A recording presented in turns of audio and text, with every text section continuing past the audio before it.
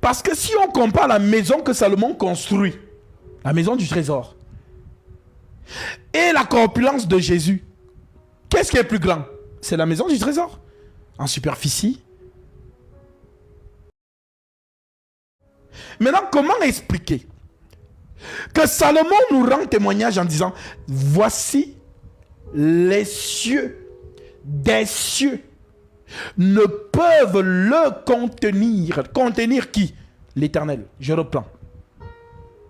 Voici, je lève une maison au nom de l'Éternel, mon Dieu, pour la lui consacrer, pour brûler devant lui des parfums odorifiants, pour présenter continuellement les pains de proposition et pour offrir les holocaustes du matin et du soir, des sabbats et des nouvelles lunes et des fêtes de l'Éternel, notre Dieu, suivant une loi perpétuelle pour Israël. La maison que je vais bâtir doit être grande, car notre Dieu est plus grand que tous les dieux. Mais qui a le pouvoir de lui bâtir une maison? Salomon pose la question. Qui a le pouvoir de lui bâtir une maison? Puisque les cieux et les cieux des cieux ne peuvent le contenir. Alléluia. Puisque les cieux et les cieux des cieux ne peuvent le contenir. Contenir.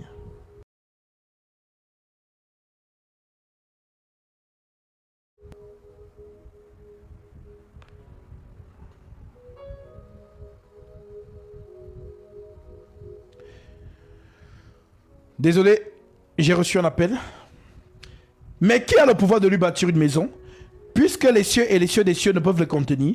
Et qui suis-je pour lui bâtir une maison? Si ce n'est pour lui faire brûler des parfums devant lui, envoyez-moi donc un homme habile pour les ouvrages. Donc, la maison du trésor ne peut pas contenir l'esprit du Créateur. Apparemment, il est trop grand, trop immense. Alléluia. Maintenant, Jésus, ce qui est sûr, son corps n'était pas plus grand en superficie que le temple. Maintenant, comment expliquer que le temple qui est plus grand en superficie que le corps de Jésus ne peut pas contenir l'Esprit de Dieu? Mais comment se fait-il donc que dans ce corps-là, l'apôtre Paul nous dit, en lui habita corporellement toute la plénitude de la divinité. Ah, si vous ne comprenez pas ça là, c'est que vous êtes dans une confusion totale. Dans la maison de Dieu, la maison de l'étoile, là où Gabriel va venir entrer. Parce qu'il faut qu'il entre dans le temple. Il doit entrer là-bas. Parce que souvenez-vous, je vous l'ai enseigné. Mais je dois vous le rappeler. Gabriel est entré dans un temple où il a trouvé le souverain sacrificateur dans le lieu très saint. On est d'accord? La maison que Salomon a construite là, le temple terrestre dont Paul parle, le sanctuaire terrestre, ça avait aussi des ordonnances relatives au culte et le sanctuaire terrestre. Donc, le sanctuaire terrestre là, c'est la maison du trésor que Salomon a construit. Et c'est dans cette maison du trésor, frères et sœurs, qui se trouvaient les trois compartiments: parvis, lieu saint, lieu très saint. Maintenant, le souverain sacrificateur entre où? Pour faire l'expiation pour le péché du peuple. Le souverain sacrificateur entre dans le lieu très saint. Pour faire quoi? Présenter du sang et le parfum. Maintenant, quand le souverain sacrificateur entre là-bas, parce que le lieu très saint, c'est le lieu de Dieu. Voilà pourquoi on n'entre pas là-bas n'importe comment. Et c'est le souverain sacrificateur seul qui doit entrer, une fois par an. Qui apparaît là-bas?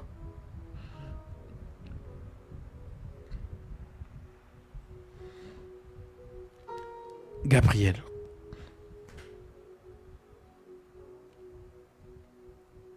Et c'est là-bas qu'il lui sort cette fameuse phrase que vous connaissez. Je suis Gabriel. Je me tiens devant Dieu.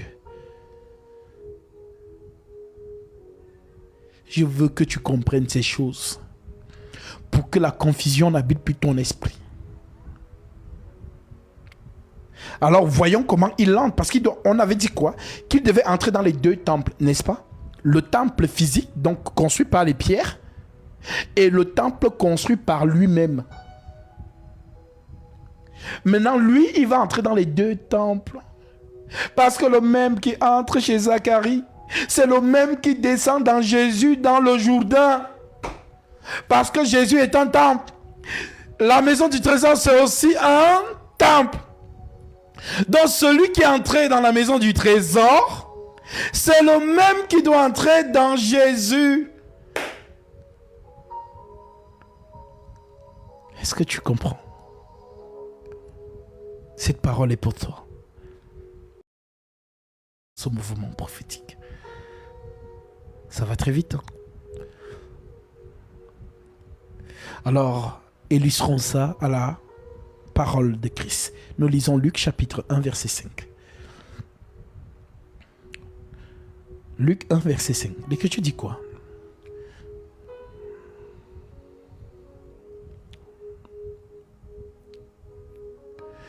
Du temps d'Hérode, roi de Judée, il y avait un sacrificateur nommé Zacharie.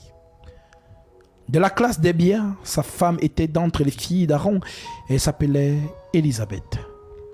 Tous deux étaient justes devant Dieu, observant d'une manière irréprochable tous les commandements et toutes les ordonnances du Seigneur. Ils n'avaient point d'enfants, parce qu'Élisabeth était stérile comme Sarah. Et ils étaient l'un à l'autre avancés en âge, comme Abraham et Sarah.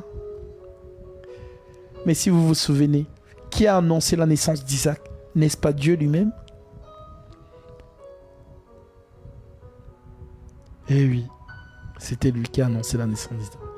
C'est celui qui annonce la naissance de lui-même. Alors ne soyez pas choqués lorsque Gabriel se présente à Marie. C'est encore une grâce encore excellente. Or, pendant qu'il s'acquittait de ses fonctions, qui, Zacharie, quelle fonction? L'effection du souverain sacrificateur. Or, pendant qu'il s'acquittait de ses fonctions devant Dieu, selon le tour de sa classe, il fut appelé par le sort d'après la règle du sacerdoce lévitique à entrer dans le temple du Seigneur pour offrir le parfum. Toute la multitude du peuple était dehors en prière. Tout Israël est dehors. Il prie parce que le souverain sacrificateur doit entrer dans le lieu très saint pour présenter le parfum. Parce que le parfum, c'est ce qui apaise la colère de Dieu. Ce qui veut la référence, Nombre chapitre 16. Vous pouvez aller checker ce chapitre. Vous allez voir que ce qui calme sa colère, c'est le parfum. C'est le même parfum que Noé a fait monter ce jour-là. On dit que Noé est sorti de l'arche, il a sacrifié les animaux purs, il les a posés sur l'autel. Une odeur est montée. On dit, l'Éternel sentit une agréable odeur et se repentit. Je ne détruirai plus jamais l'homme et la terre par les eaux. Pourquoi? Parce qu'il y a une odeur qui apaise l'Éternel. Elle dit, cette odeur, dès qu'il sent ça, direct, sa colère s'arrête. Mais moi, ça m'a toujours suscité la curiosité. Mais quelle est cette odeur? Donc, le sacrifice de Noé est une préfiguration du sacrifice de Jésus. C'est ce sacrifice-là qui calme la colère de Dieu. Donc l'odeur qui monte, c'est le parfum. Quand tu prépares la nourriture là, il y a l'odeur, non? Quand peut-être ton mari au salon, il sent ça. Il fait, ah, chérie, ça sent bon, hein? C'est ça. Donc le parfum d'une agréable odeur, c'est le sacrifice de Jésus. C'est ce sacrifice qui calme la colère du trône blanc. Alors, ce parfum-là, on te dit au verset 8, « Or, pendant qu'il s'acquittait de ses fonctions devant Dieu, parce qu'on fait le sacrifice, le souverain sacrificateur fait office devant Dieu. » Donc, être devant Dieu, ça veut dire quoi? Ça veut dire intercession. Donc, qui intercédait en Israël? C'est le souverain sacrificateur. C'est lui qui entre dans le temple. Alléluia! C'est lui seul qui entre dans le lieu très saint pour présenter le sang, pour présenter le parfum. Donc, Zacharie office devant l'Éternel, lieu très saint. Or, pendant qu'il s'acquittait de ses fonctions devant Dieu, selon le tour de sa classe, il fut appelé par le sort d'après la règle du sacerdoce à entrer dans le temple du Seigneur pour offrir le parfum. Toute la multitude du peuple était dehors en prière à l'heure du parfum. Alors, c'est net, alléluia, net à ce moment-là que Gabriel fait son apparition. Comme Daniel, il priait, non? Daniel 9, on dit que je priais et je vis d'un vol rapide l'homme Gabriel. Daniel, il prie quoi? Pour le pardon des péchés du peuple. Mais qui apparaît là-bas? Gabriel. Alléluia. Toute la multitude du peuple était dehors en prière à l'heure du parfum. Alors un ange du Seigneur apparut à Zacharie et se tint. C'est ça qui m'intéresse. L'endroit où il s'est posé là. Et se tint debout à la droite de l'autel des parfums. Là où Zacharie est en train de faire l'office, c'est là où Gabriel vient se positionner. Si vous ne comprenez pas ces mouvements prophétiques, c'est que vous êtes des pigeons. Vous n'êtes pas disciples de Jésus-Christ. La nourriture là n'est pas pour vous. Ça là c'est pour les fils de Dieu et les filles de Dieu de comprendre ces mouvements. Voilà pourquoi si vous n'êtes pas de Christ, vous n'allez jamais accepter que Gabriel c'est lui Jésus-Christ, l'étoile. Zacharie fut troublé en le voyant. Et la frayeur s'empara de lui. Voilà le souverain sacrificateur de Dieu qui est en train de trembler. Parce que tellement ce qu'il voit, c'est incroyable. Il est en train de trembler, il ne sait plus comment tenir la braise. Parce qu'on faisait le parfum avec la braise. Vous pouvez lire ça dans, j'ai dit Nombre 16. Zacharie est en panique. C'est quoi ça? Zacharie fut troublé en le voyant. Et la frayeur s'empara de lui. Mais l'ange lui dit, ne crains point. Calme-toi, Zacharie. Calme-toi. Ça a apaisé. C'est ce qu'il a dit à Jean, non? Apocalypse chapitre 1. Ne crains point. Je suis l'alpha et l'oméga. Il te calme d'abord que non, n'aie pas peur, mon petit. N'aie pas peur. L'ange lui dit, ne crains point, Zacharie, car ta prière a été exaucée. Ta femme Élisabeth t'enfantera un fils, et tu lui donneras le nom de Jean. Il sera grand. Il sera pour toi un sujet de joie et d'allégresse, et plusieurs se réjouiront de sa naissance, car il sera grand devant le Seigneur. Il ne boira ni vin ni liqueur enivrante, et il sera rempli de l'Esprit Saint dès le sein de sa mère. Il ramènera plusieurs des fils d'Israël au Seigneur, leur Dieu. Il marchera devant Dieu avec l'esprit et la puissance d'Élie, pour ramener le cœur des pères vers les enfants et les rebelles à la sagesse des justes, afin de préparer au Seigneur un peuple bien disposé. Donc il finit de dire ça à Zacharie. Au lieu que Zacharie réponde Amen, Zacharie dit à l'ange, à quoi reconnaîtrai-je cela? Donc Zacharie a douté. Zacharie a osé douter. Ah bah, qu'est-ce qui va se passer? Écoutons. Comme il a douté, il y a sentence. Zacharie dit à l'ange, à quoi reconnaîtrai-je, car je suis vieux et ma femme est avancée en âge. L'ange lui répondit, je suis Gabriel.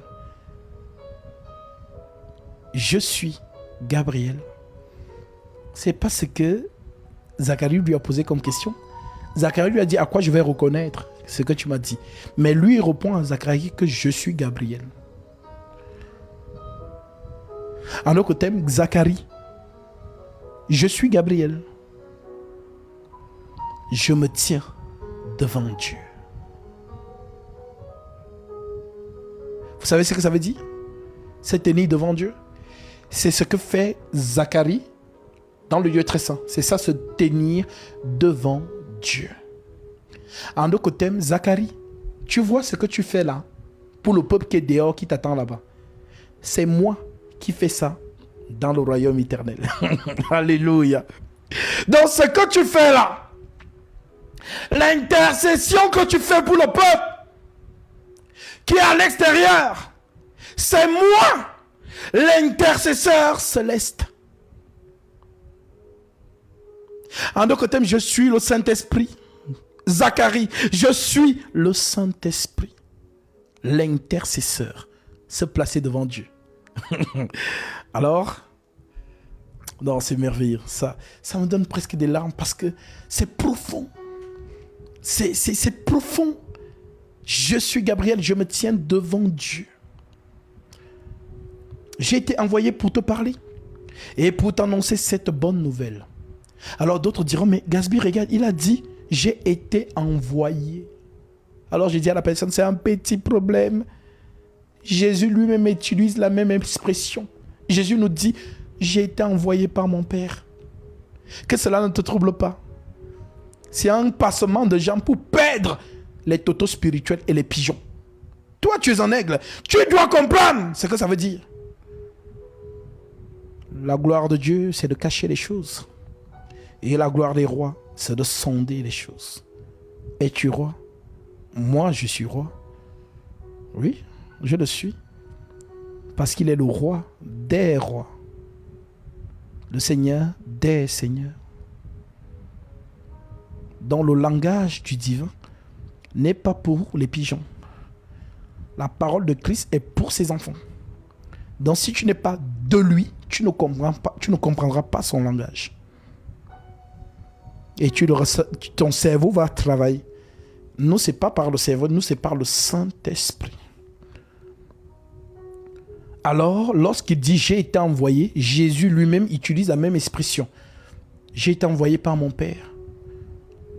J'ai été envoyé. C'est mon Père qui m'a envoyé. C'est mon Père qui m'a envoyé. Oui, l'envoyé, c'est un messager. Celui qu'on envoie, c'est un messager. Et voici, donc, comme Zacharie n'a pas cru, il dit quoi, Zacharie? Et voici, tu seras muet.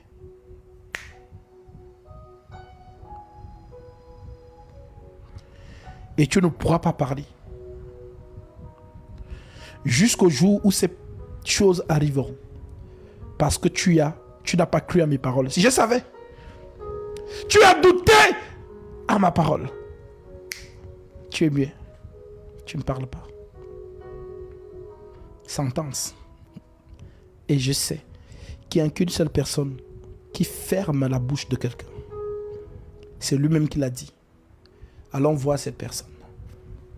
On revient. Exode 4.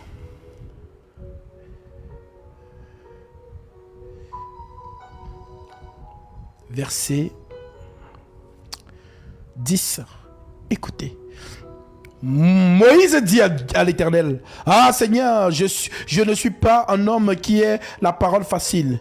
Et ce n'est ni d'hier, ni d'avant-hier, ni même depuis que tu parles à ton serviteur, car j'ai la bouche et la langue embrasées. » L'Éternel lui dit, « Qui a fait la bouche de l'homme?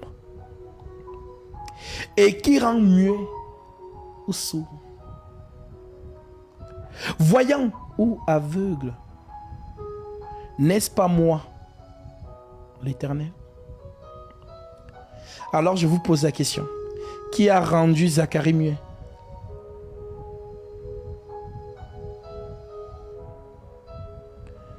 Ça fait peur, hein? Oui, c'est normal.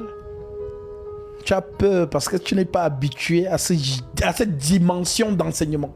Tu n'es pas habitué à ça. Tu ne connais pas Jésus. Tu ne l'as jamais connu d'ailleurs. On ne t'a pas enseigné le vrai Christ. On t'a enseigné le faux Jésus, tel que Paul le disait lui-même.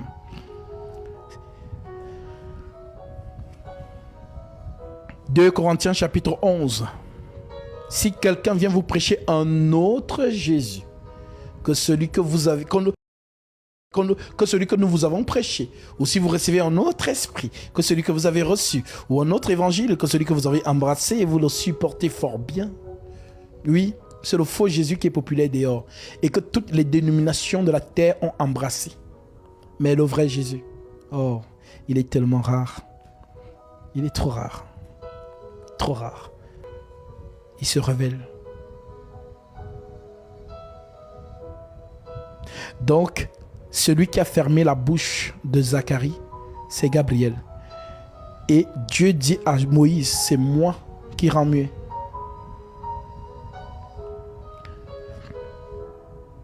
Et Gabriel, il dit, puisque tu n'as pas écouté, puisque tu n'as pas cru à mes paroles. L'ange lui répondit, je suis Gabriel, je me tiens devant Dieu. J'ai été envoyé pour te parler et pour t'annoncer cette bonne nouvelle. Et voici, tu seras mieux. Et tu ne pourras pas parler jusqu'au jour où ces choses arriveront. Parce que tu n'as pas cru à mes paroles. Qui s'accompliront en leur temps. Alors maintenant, allons comprendre l'expression. Je suis Gabriel. Je me tiens devant Dieu. Je t'ai dit que être devant Dieu, ça veut dire l'intercession. Alors, je te lis d'abord une écriture pour que tu comprennes. Prenons d'abord Romains chapitre 26. Paul a compris tout ce que je t'ai dit là, c'est pas nouveau. Paul vous a prêché ça, mais c'est vous qui n'avez pas compris. Alors, je repasse pour vous élucider plus clairement la sagesse que Paul a reçue du Saint-Esprit. Romains chapitre 8, verset 26. Écoutez comment Dieu intercède. Donc le seul intercesseur, c'est Dieu lui-même. Romains chapitre 8, verset 26. L'Écriture dit, de même aussi, l'Esprit. Vérifiez avec moi. L'Esprit, c'est quoi? C'est petit E ou grand E? Hein? Vous qui me vérifiez à la lumière des Saintes Écritures là. De même aussi l'Esprit. Et nous savons tous, vous et moi, que l'Esprit Saint, c'est lui qui a le E majuscule, le seul. Maintenant, ici, on vous dit quoi? De même aussi, l'Esprit nous aide dans notre faiblesse. Car nous ne savons pas ce qu'il nous convient de demander dans nos prières. Mais l'Esprit, petit E ou grand E, lui-même, l'Esprit lui-même intercède par des soupirs inexprimables.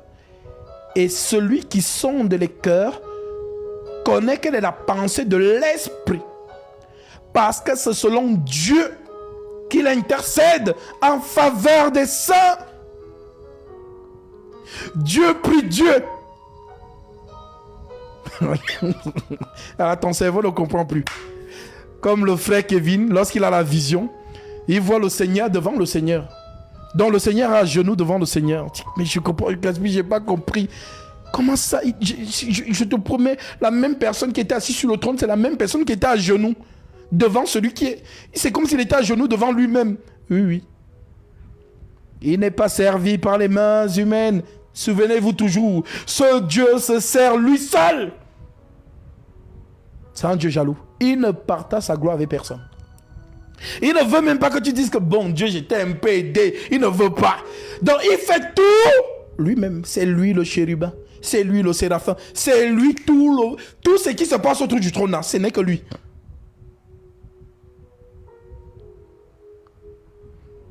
Alors, allons encore chez Paul. Hébreux chapitre 9, verset 22. L'Écriture dit: et presque tout d'après la loi est purifié avec du sang. Et sans effusion de sang, il n'y a point de pardon. Il était donc nécessaire, puisque les images des choses qui sont dans les cieux devaient être purifiées de cette manière, que les choses célestes elles-mêmes le fussent par les sacrifices plus excellents que cela. Car Christ n'est pas entré dans un sanctuaire fait de main d'homme, en imitation du véritable, mais il est entré dans le ciel même. Le ciel, c'est qui? C'est là où vous allez comprendre pourquoi on devait couvrir l'arche de l'alliance des peaux de dauphin bleues. Hein, ce sont des choses que vous négligez quand vous lisez les Lévitiques et tout ça. La manière dont le tabernacle était constitué, peau de dauphin, ceci, cela. Ce sont des mystères. Donc le ciel, c'est qui? Jésus.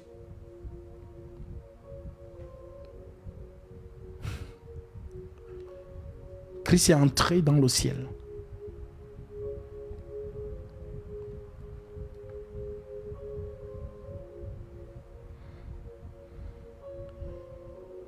Il était donc nécessaire, puisque les images et les choses qui sont dans les cieux devaient être purifiées de cette manière, que les choses célestes elles-mêmes le fussent par des sacrifices plus excellents que cela. Car Christ n'est pas entré dans un sanctuaire fait de main d'homme. Alors que t'aimes personne n'a Mougou Marie. L'enfant qui sort de Marie là, ce n'est pas le spermatozoïde d'un homme. C'est la semence de l'esprit.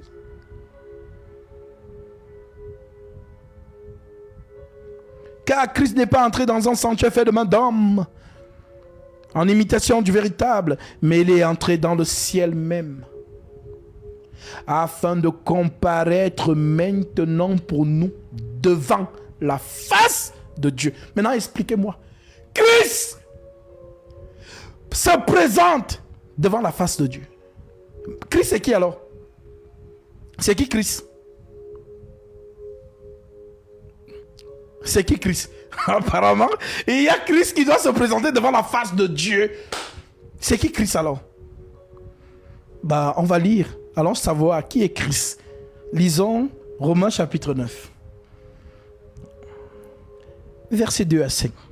Je lis. L'Écriture dit: j'éprouve une grande tristesse, et j'ai dans le cœur un chagrin continuel, car je voudrais moi-même être anathème, séparé de Christ, pour mes frères, mes parents selon la chair, qui sont israélites, à qui appartiennent l'adoption et la gloire et les alliances, et la loi, et le culte, et les promesses, et les patriarches, et de qui est issu selon la chair le Christ, qui est au-dessus de toutes choses, Dieu béni éternellement.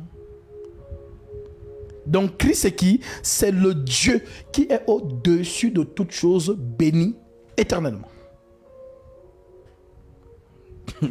Maintenant on te dit que ce Christ-là, qui est le Dieu au-dessus de toutes choses béni éternellement, On te dit dans Hébreux, chapitre 9, au verset 23, l'apôtre Paul te dit, il était donc nécessaire, puisque les images et les choses qui sont dans les cieux devaient être purifiées de cette manière, que les choses célestes elles-mêmes le fussent par des sacrifices plus excellents que cela.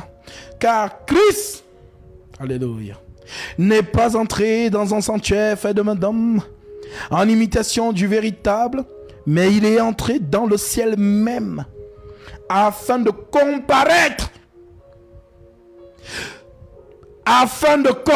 maintenant pour nous devant la face de Dieu.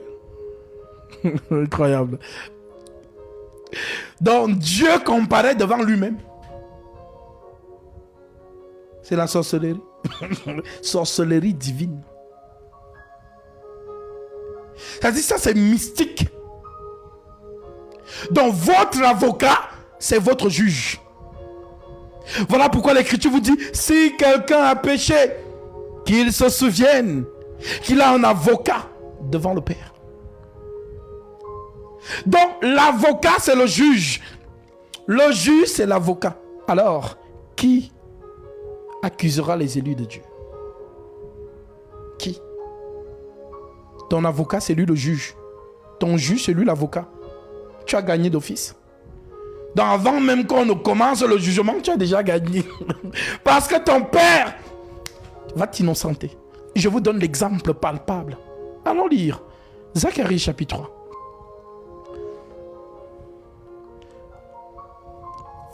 Il me fit voir Josué, le souverain sacrificateur, debout devant l'ange de l'Éternel. C'est lui-même.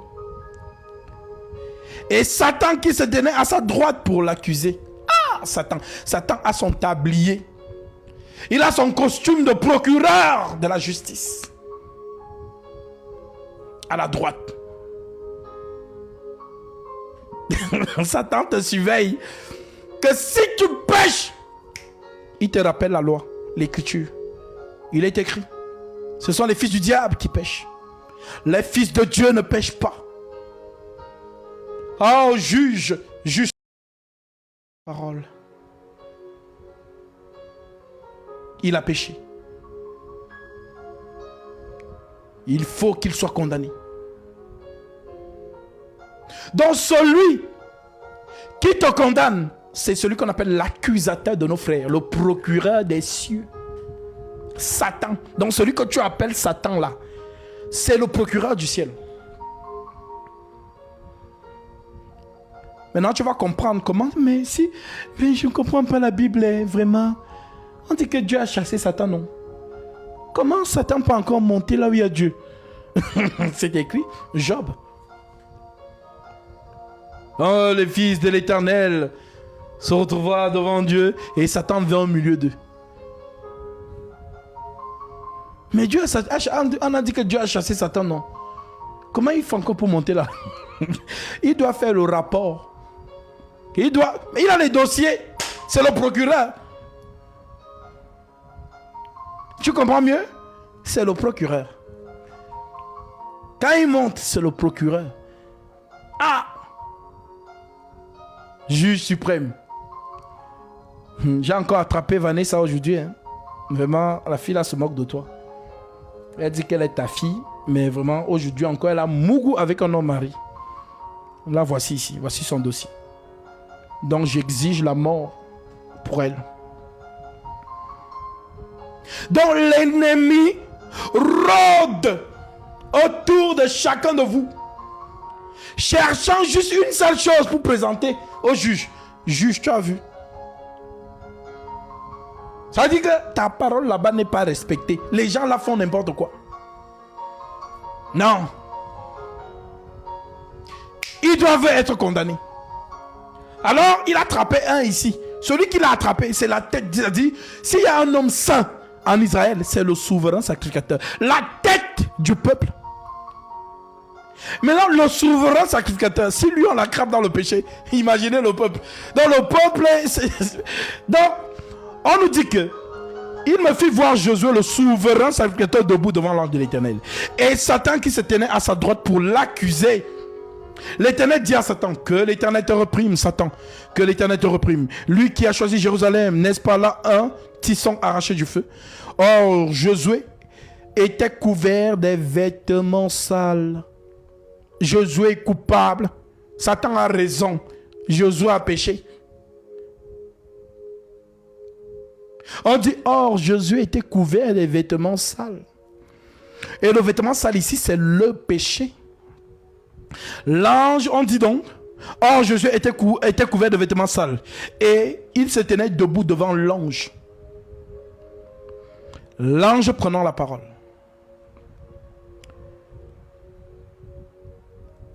Dit à ceux qui étaient devant lui, ôtez-lui le vêtement sale.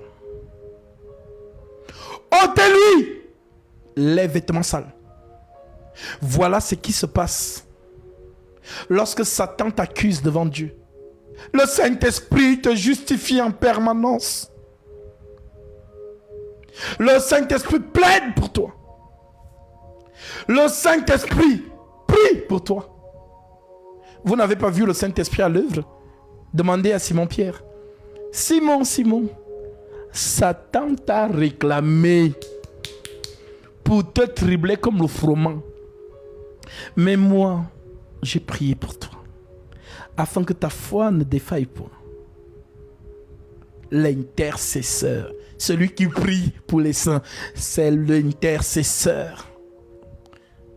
Alléluia. Si tu comprends ça, tu es en paix, non seulement avec toi-même, mais avec le sacrifice de Christ. Il t'a sauvé pour te délier de la mort et non pas pour que tu sois dans la peur. Voilà pourquoi tous les faux hommes de Dieu qui se sont improvisés dans le ministère de la parole ne maîtrisent pas c'est quoi le péché. Donc lorsque vous voyez les gens comme les marcelleux vous dites, oh, l'impudicité, si tu te masturbes, tu iras en enfer. C'est Satan qui prêche comme ça.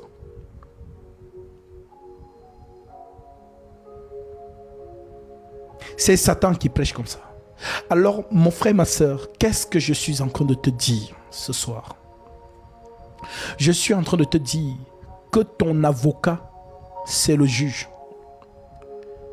Et qu'une fois que tu es dans le sang de l'agneau, une fois que tu es entré dans l'arche de Noé, une fois que tu es ancré dans Christ, il n'y a plus de condamnation pour ceux qui sont en Jésus-Christ. Ce n'est pas un verset slogan, c'est un verset réel.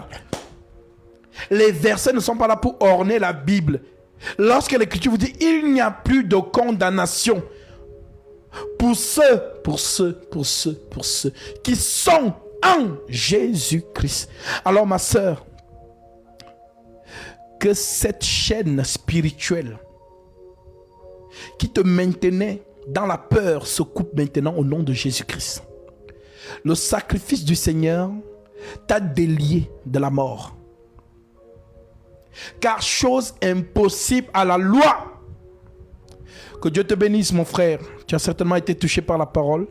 Et le Seigneur met que tu fasses cette offrande dans ton cœur pour recevoir ta bénédiction. Alors, conformément à sa parole, que celui à qui l'on enseigne, la parole fasse part de tous ses biens, celui qui l'enseigne. Ne vous y trompez pas, on ne se mord pas de Dieu. Ce qu'on aura semé, il le moissonnera aussi. Corrélé à Matthieu chapitre 10, l'ouvrier mérite sa nourriture. Lorsque vous entrez dans une maison, saluez-la. Si la maison se juge digne, que votre Père vienne sur elle. Et si la maison ne se juge pas digne, que votre Père retourne avec vous. Tu en es digne, car ce que tu as donné, je vais manger.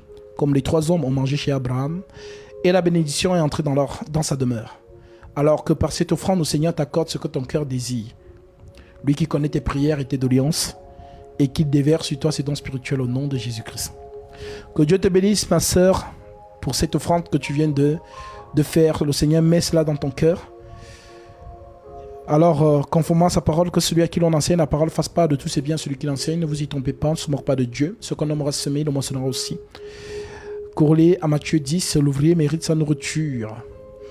En entrant dans la maison, saluez-la. Si la maison se juge digne, que votre Père vienne sur elle. Et si la maison ne se juge pas digne, que votre Père retourne avec vous. Tu en es digne, car ce que tu as donné, je vais manger. Comme les 3 hommes ont mangé chez Abraham, et la bénédiction est entrée dans sa demeure. Alors que par cette offrande, le Seigneur t'accorde ce que ton cœur désire. Lui qui connaît tes prières et tes doléances et qui déverse sur toi encore et encore ses dons spirituels, au nom de Jésus-Christ, sois béni. Alors oui,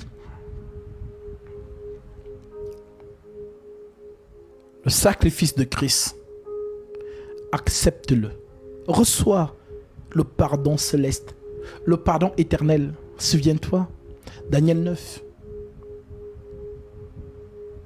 Souviens-toi, je ne te dis pas 7 fois, mais 77 fois 7 fois. En autre terme, le pardon que Christ t'a accordé est un pardon infini. C'est l'ennemi qui vient te faire croire que ce pardon est conditionné. Non. Accepte le pardon de Christ en te faisant baptiser conformément à la sainte doctrine par son ministre. Pour le pardon de tes péchés, souviens-toi, acte 2, 37. Repentez-vous, c'est croire. Et que chacun de vous soit baptisé au nom de Jésus-Christ pour le pardon de vos péchés. Et vous recevrez le don du Saint-Esprit. Alors sois en paix si tu as compris ce que l'Esprit Saint t'a permis de comprendre ce soir par son instrument que je suis. Sois en paix avec toi-même. Si tu as des questions, je suis là. N'aie pas peur. En Jésus-Christ, on ne parle plus du péché qui mène à la mort. Non. Comment se fait-il qu'on te dit que tu es en Christ et que Christ a pardonné tes péchés, qu'il a effacé l'acte qui te condamnait et qui subsistait contre toi, conformément à Colossiens, que je vais lire. Colossiens chapitre 2, verset 8. L'Écriture te dit: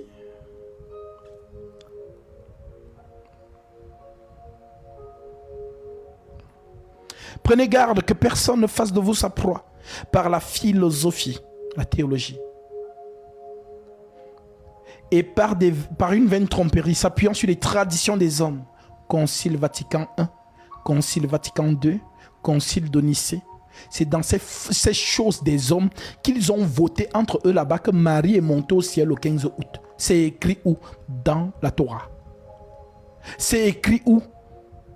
Dans les épîtres des apôtres. Eux, ils ont fait ce qu'on appelle leur conciergerie. Ils se sont assis en réunion avec des soutanes et ils ont décidé que Marie est montée au ciel le 15 août. Ils ont décidé que vous devez faire le chapelet. Ils ont décidé que vous devez faire les litanies, Marie qui défait les noms miséricorde divine.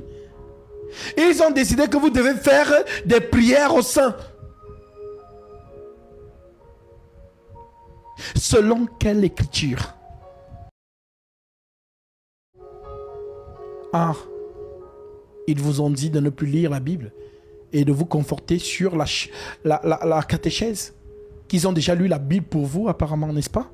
Qu'ils ont pris l'essentiel de la Bible pour faire ce qu'on appelle la catéchèse, la foi du système du Vatican. Alors sache que c'est Satan qui a organisé. Alors toi qui es encore dans le Vatican, sors de là en courant. Car je te le dis, tu adores Satan sans le savoir. La meilleure stratégie de l'ennemi, c'est de vous faire croire que vous êtes dans la vérité. Satan aussi se déguise en ange de lumière. Lorsqu'on parle de l'ange de lumière ici, ça ne veut pas dire une lumière qui brille, non. On te parle ici de la vérité. Donc il prend les choses pour faire croire que c'est la vérité.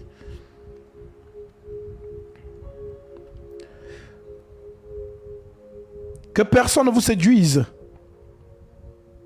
par une vaine tromperie. Prenez garde que personne ne fasse de vous sa proie par la philosophie et par une vaine tromperie, s'appuyant sur la tradition des hommes, sur les rudiments du monde. Oh, tu as lu le livre de tel. Ah, tu as lu le livre du prophète tel. Ah, il a bien écrit, il dédicace. Ne lisez ça. N'achetez jamais ces choses-là. Et non sur Christ. Christ, c'est la base. Christ, c'est l'écriture. Donc, tu dois t'appuyer sur l'écriture. Christ. Car en lui habite corporellement toute la plénitude de la divinité. Vous avez tout pleinement en lui qui est le chef de toute domination. Voici Paul qui vous dit ici qu'il est l'archange. Parce que chef de toute domination, c'est qui les dominations?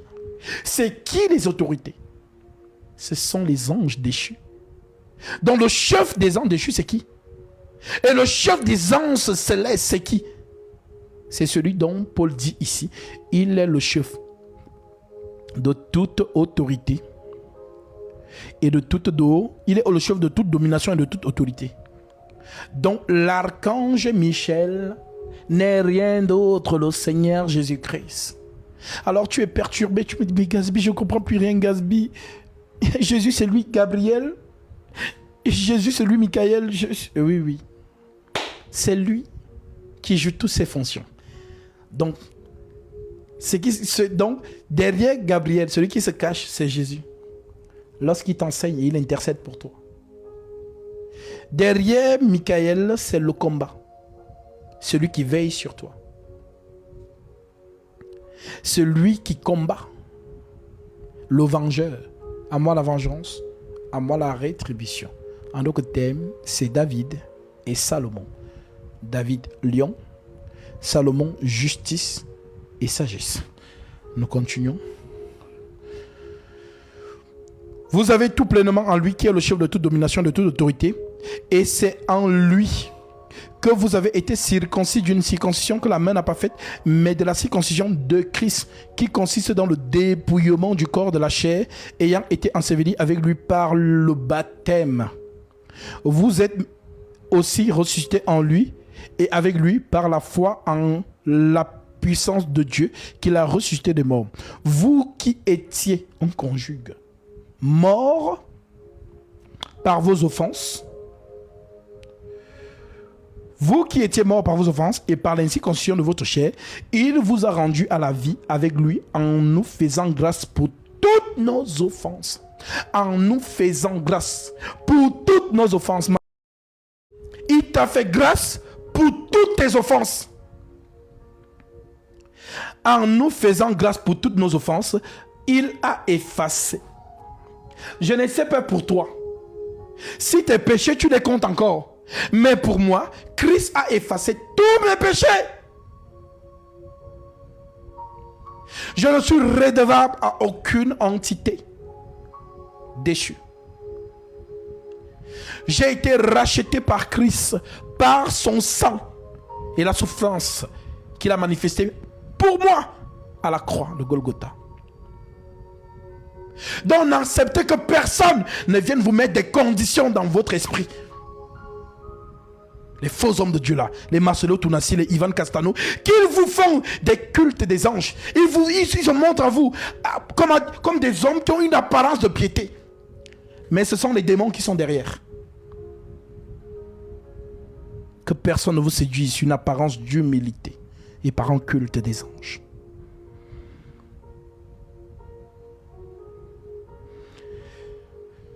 Parce que oui, je me souviens de toi. Toi jeune homme, toi homme, toi femme, qui a une grosse montagne, l'impudicité, tout ce que ça englobe, la masturbation et autres. Tu as essayé par tout genre de prière d'abandonner, mais tu es apparemment retombé dedans. Ça t'a attristé. Parfois même tu as réfléchi de retourner dans le monde parce que tu t'es dit tu ne peux pas, tu n'arrives pas.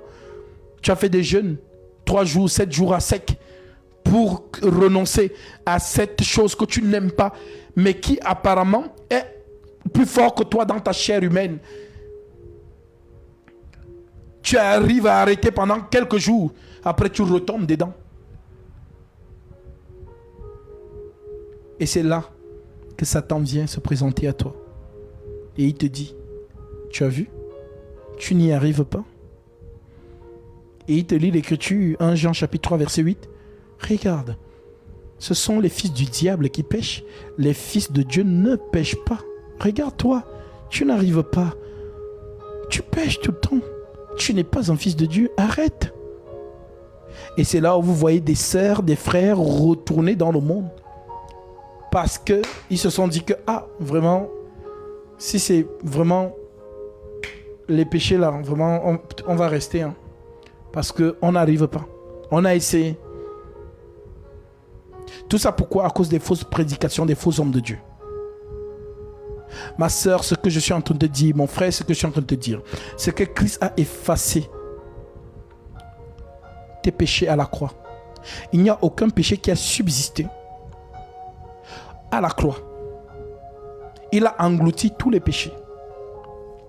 Maintenant, le fait que toi, tu aies accepté Jésus et que tu crois qu'il est le seul vrai Dieu, tout-puissant, manifesté en chair, qui a porté tes transgressions, qui est devenu une malédiction pour toi.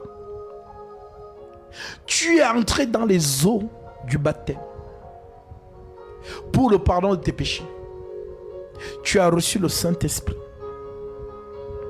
Alors dis-toi que pendant ta marche, jusqu'à ce qu'il se manifeste dans les airs, l'ennemi fera toujours tout pour éteindre ta foi par diverses épreuves. Maintenant, toi, ton rôle, c'est de garder la foi. Tu peux tout perdre, mais ta foi, tu dois la garder. Tu tombes, relève-toi. Continue la marche. Tu tombes, relève-toi. Continue la marche. Mais ne reste pas à t'apitoyer en te disant qu'ils ont prêché que si, voilà. Non. Se repentir, demander pardon, c'est dire à Jésus, ah Jésus, vraiment, le sacrifice que tu as fait à la croix là, c'est vrai qu'on a percé tes mains, on a percé tes pieds, on t'a fouetté, mais malgré ça, tout ça, je me sens encore pécheur. Est-ce que tu peux revenir, quand on fouette encore une seconde fois, peut-être là ça va aller? Non. Une fois pour toutes, il a fait. À toi d'accepter son pardon. Parce que lui demander pardon, c'est comme si en fait tu lui disais qu'il n'a rien fait à la croix pour toi. Le pardon, c'est pour entre vous les saints. Pardonnez-vous les uns les autres. Priez les uns pour les autres. Confessez-vous les uns pour les autres. Les uns les autres. Jésus, lui, il a fait son travail. Il t'a pardonné à la croix de Golgotha. Accepte ce pardon. Marche tout au long de cette vocation divine, sachant que l'ennemi ne va pas te laisser tranquille. Le rôle de l'ennemi, c'est d'éteindre ta foi. Le rôle de l'ennemi, c'est de t'enlever cette foi. Alors persévère. Alors Paul dit, avant d'y arriver,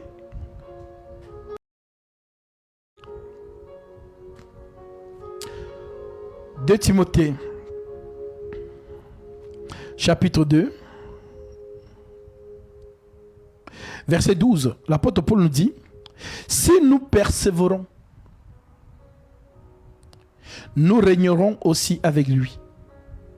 Si nous persévérons. Mais en quoi parle-t-on de persévérance? C'est comme une personne qui fait un examen et qui échoue à chaque fois. Il ne dit pas, ah, j'ai échoué le bac, je ne sais pas combien de fois, bon, j'arrête. Oh, j'arrête. C'est cette personne, c'est ça qu'on appelle perdre la foi. Elle l'a abandonné. Il a abandonné. Mais celui qui n'abandonne pas, c'est celui qui persévère. Persévère. Tu as la foi? Alors entretiens-la. Garde-la jalousement, plus que ta propre vie. Plus que ton compte en banque. Alors Paul, lui, s'exclame à son tour. J'ai combattu le bon combat. J'ai combattu le bon combat. J'ai achevé ma course. J'ai gardé la foi. Maintenant, la couronne de justice m'est réservée. Dans l'épreuve de votre foi, c'est qu'une fois, parce qu'il y a des gens qui pensent que dès qu'ils se baptisent, ils ne vont plus jamais commettre une faiblesse dans la chair. Bah oui, c'est là où Satan t'attend. Ok, je t'attends. Tu vas tout faire. Ah, non, je veux pas, je veux pas. Dès que tu tombes, il se présente. Regarde. Tu as vu? Tu n'es pas un enfant de Dieu. Un enfant de Dieu ne pêche pas, c'est écrit. 1 Jean chapitre 8, verset 1 Jean chapitre 3, verset 8. Ce sont les fils du diable qui pêchent. Je vais dire ça. «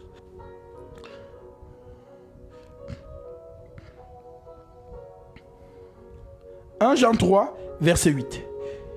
L'Écriture dit, Celui qui pêche est du diable. Car le diable pêche dès le commencement. Celui qui pêche est du diable. Car le diable pêche dès le commencement. Le Fils de Dieu apparut afin de détruire les œuvres du diable.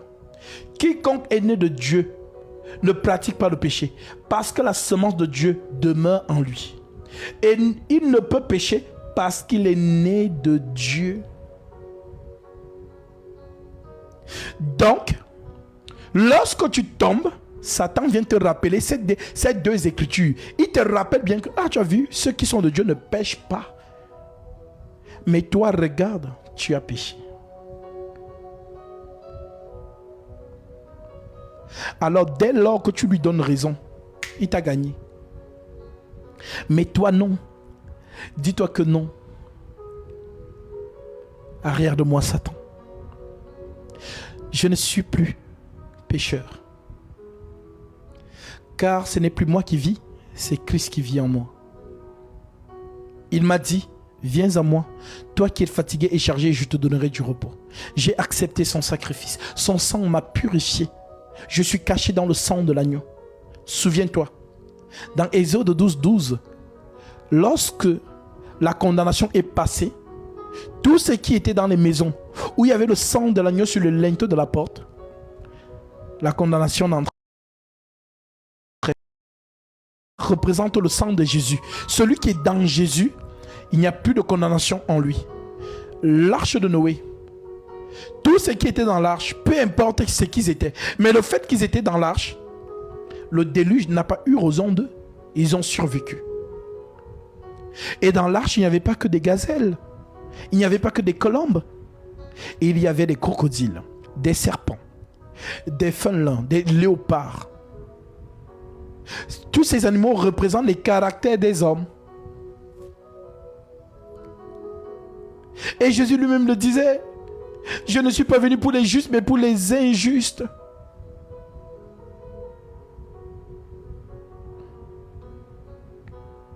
Tu es précieux pour Jésus. Tu es précieuse pour le Seigneur. Au point, il te donne une parabole en te disant, si un homme a 100 brebis et qu'une se perd, il s'en va sur la montagne laisser les 99. Il redescend chercher celle qui s'est perdue. Lorsqu'il l'a retrouvée,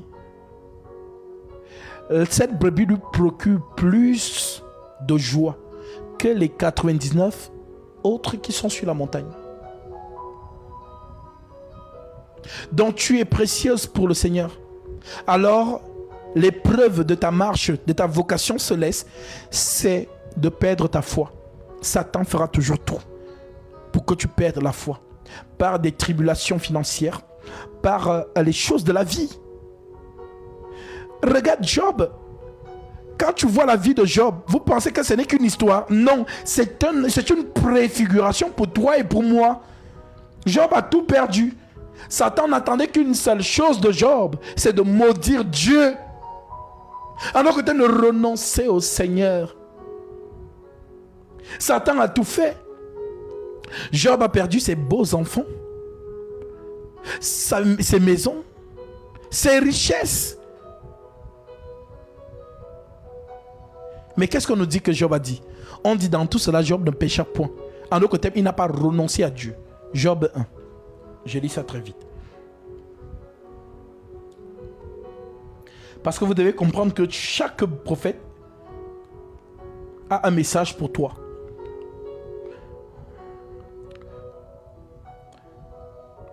Donc, après toutes les tribulations, alors Job se leva. Donc, dès que ses serviteurs sont venus l'annoncer tout, voilà, je prends en partie verset 18, il parla encore lorsqu'un autre vint et dit, tes fils et tes filles mangeaient et buvaient, et du vin dans la maison de leur frère aîné.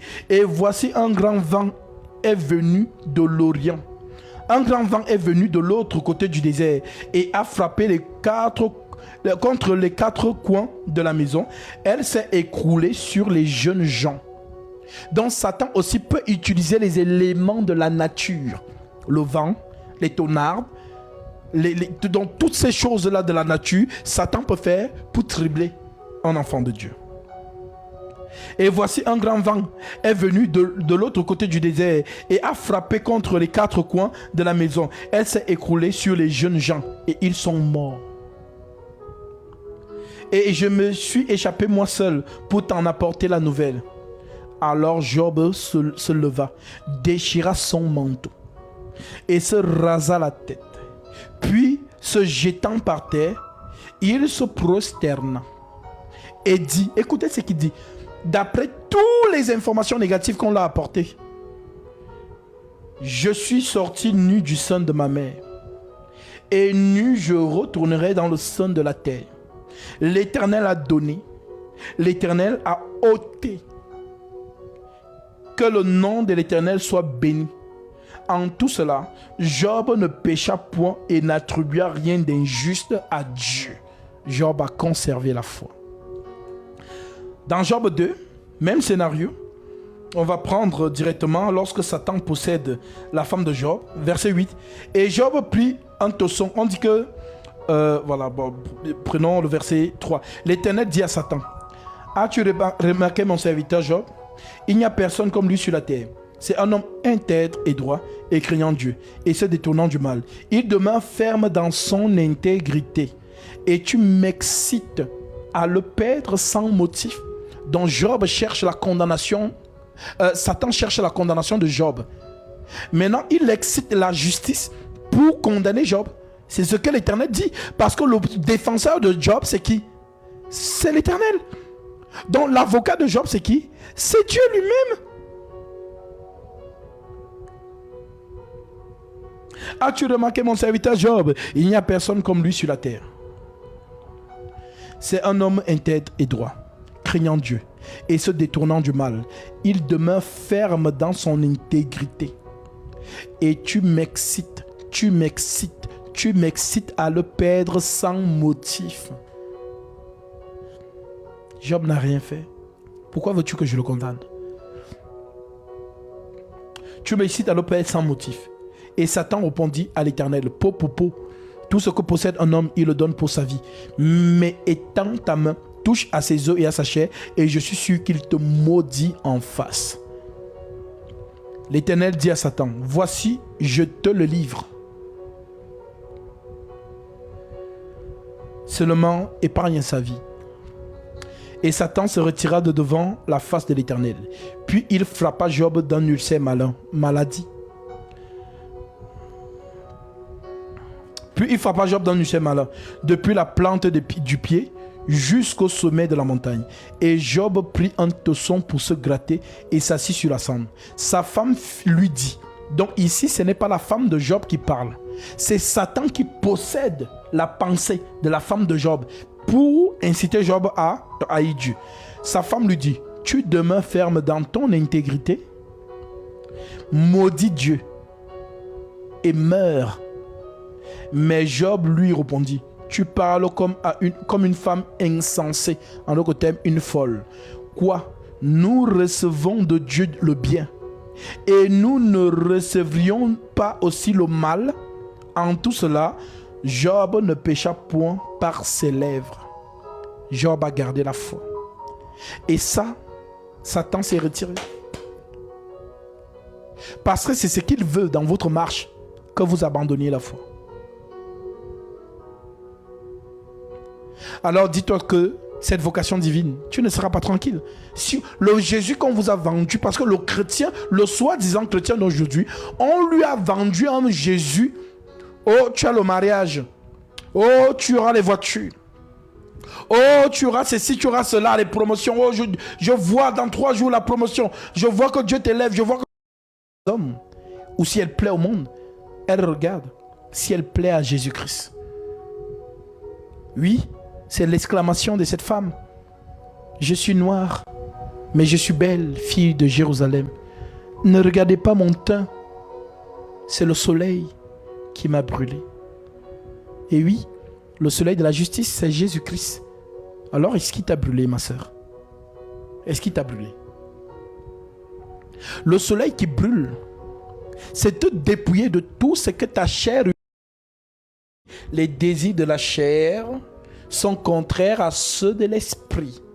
Les désirs de l'esprit sont contraires à ceux de la chair. Les deux sont opposés.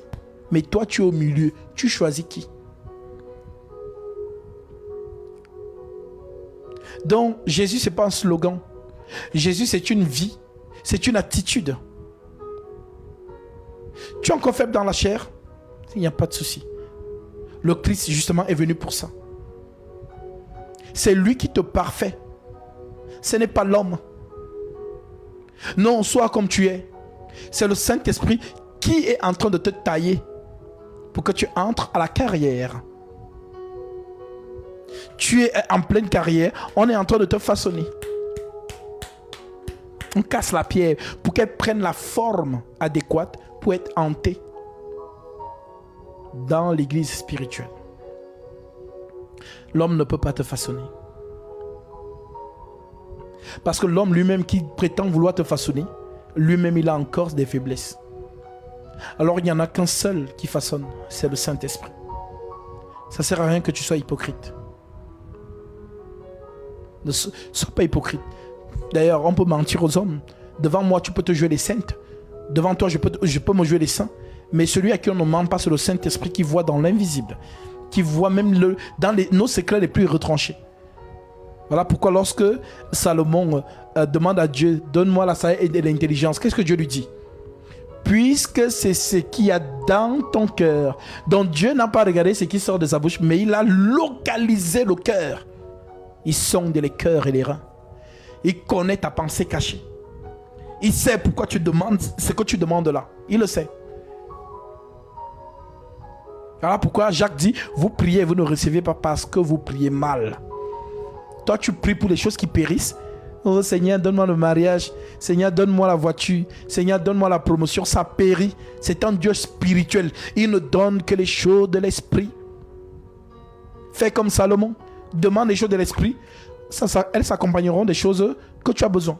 C'est lui qui sait ce que tu as besoin. C'est ce qu'il dit à Salomon. Puisque tu ne me demandes ni des richesses, ni la mort de tes ennemis, ni une longue vie, ni toutes ces choses, la sagesse et l'intelligence te sont accordées. Et je te donne en outre des richesses. Donc même les choses que Salomon n'a pas demandé. Mais on vous a inversé les choses. Non, demande des voitures. C'est le pourquoi tu trouves des sœurs, des frères avec des discours. Oh non, depuis que je suis dans le Seigneur, je n'ai rien vu. Ah vraiment, ma vie, je souffre. Donc tu penses que Jésus t'a sauvé à la croix pour que tu roules dans la grosse voiture? Non. Alors c'est l'épreuve de ta foi. C'est là que tu vas savoir si tu es vraiment disciple. On ne se plaint pas. Que toute la gloire revienne au Seigneur, comme Job l'a dit. Il le dit à sa femme. Sa femme lui dit, tu demeures ferme dans ton intégrité, maudit Dieu et meurs. Mais Job lui répondit, tu parles comme une femme insensée. Quoi? Nous recevrons de Dieu le bien? Et nous ne recevrions pas aussi le mal? En tout cela, Job ne pécha point par ses lèvres. Donc celui qui donne et celui qui reprend, c'est Dieu. Job ici parle de Lamentation, chapitre 3, versets 37 à 38. Qui dira qu'une chose arrive sans que l'Éternel l'ait ordonné? N'est-ce pas de la volonté du Très-Haut que viennent les maux et les biens? Aujourd'hui, tu manges du caviar avec du champagne, gloire à Dieu. Demain, tu manges du pain sec avec de l'eau sucrée, gloire à Dieu aussi. En toute extrémité, tu es dans la joie. Tu n'es pas comme le riche qui est habitué à être riche. Le jour où il devient pauvre, tellement il ne supporte pas la pauvreté, soit il se suicide, soit il commence à boire pour oublier quand il était riche, parce qu'il n'est pas obligé. Pareil pour le pauvre qui devient riche. Il se perd. Mais toi, comme l'a dit l'apôtre Paul, je sais vivre dans l'abondance. Et je sais vivre dans la disette. Je suis à l'aise des deux côtés. Demain, je mange dans le Titanic. Bien. Restaurant 5 étoiles. Bien. Le lendemain, tu me vois, je suis en train de manger l'huile rouge avec le manioc. Je mets un peu de sel. Je suis toujours dans la même joie. Ça, le riche ne peut pas. Le riche, il est habitué à manger le caviar. Le jour où tu lui sais ça, il dit non, je ne mange pas ça. Il ne peut pas. Et c'est ça notre richesse. Si Jésus nous donne, amen, il ne nous donne pas. Parce que nous ne voulons pas être la troisième terre et la deuxième terre. Lisons ces deux terres-là.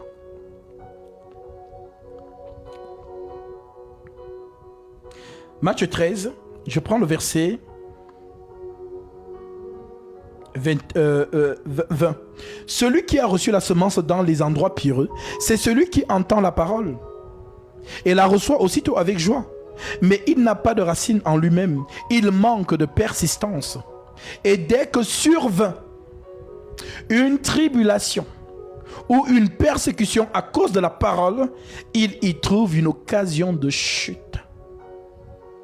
Donc elle ou lui, dès qu'il est persécuté un peu, que il a faim, il n'arrive pas à manger, il n'arrive pas à s'épanouir, elle ou il trouve cette occasion nette là pour abandonner. C'est la troisième terre. C'est la deuxième terre. Maintenant la troisième terre, on nous dit au verset 21, au verset 22, celui qui a reçu la semence parmi les épines, c'est celui qui entend la parole, mais en qui les soucis du siècle. Les soucis du siècle. Les soucis du siècle. Maintenant, c'est quoi les soucis du siècle? Le mariage. Toutes les femmes veulent se marier. Tous les hommes veulent se marier. Les voitures. C'est ce que Paul a annoncé les derniers jours. Les gens seront égoïstes, amis de l'argent, fanfarons. C'est ça. Donc les gens ne vivent plus pour eux-mêmes, ils vivent pour le regard des autres. Ils vivent pour le regard des autres. Alors l'Éternel nous dit, celui qui a reçu la semence parmi les épines, c'est celui qui entend la parole, mais en qui les soucis du siècle et la séduction des richesses étouffent cette parole et la rendent infructueuse. En général, ce sont ceux qui sont dedans et dehors. Voilà. Donc pour eux, le raisonnement c'est quoi? Si les trucs de Jésus là, ça n'existe pas, au moins j'ai profité du monde. Si les trucs de Jésus là existent, je serai sauvé. Non, tu n'es ni chaude, ni froid. Alors tu es tiède. Je te vomirai de ma bouche.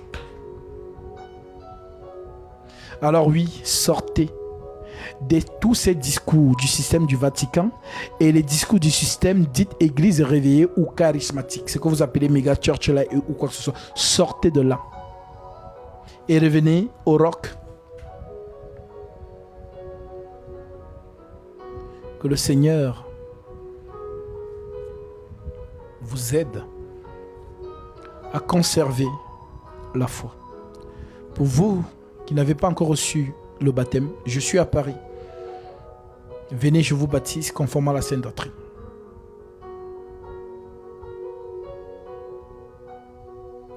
Tout ce que je suis en train de mettre dans l'eau sont les derniers. Je répète, tout ce que je mets dans l'eau sont les derniers.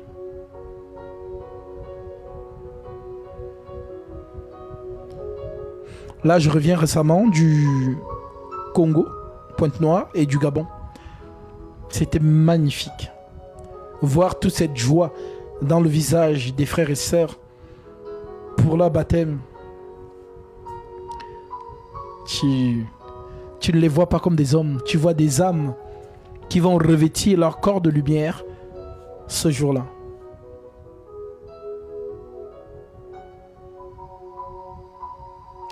Alors je vous dirai lorsque je serai au Cameroun,